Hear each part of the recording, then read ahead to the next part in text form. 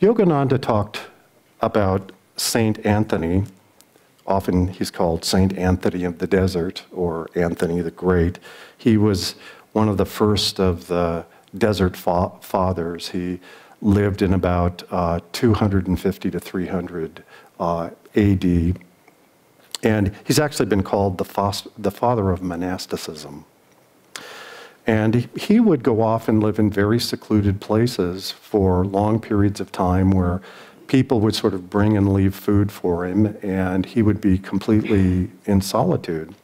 And at one point he went, and this was in the desert in Egypt, and he sealed himself up in a tomb. So he was in the dark with very little food. He would only open the tomb to come out and get food occasionally, and so a little bit of water. In fact, the first time I ever heard Yogananda's voice was on a recording where he talked about this experience that St. Anthony had.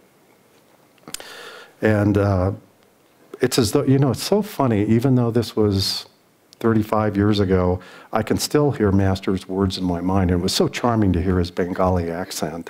But also the spiritual power that was behind him, where he talked about the experience that St. Anthony had.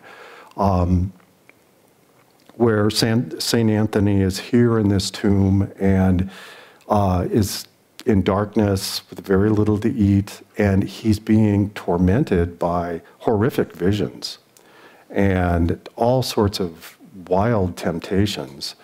And really, they're inescapable. And really, all he can do is continue to pray for God's assistance, for God's help.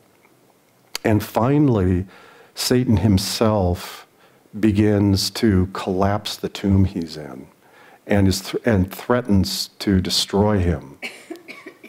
And Anthony continues praying, and suddenly there's this brilliant flash of light, and all these horrific visions leave, and suddenly he feels God's presence. God is there with him.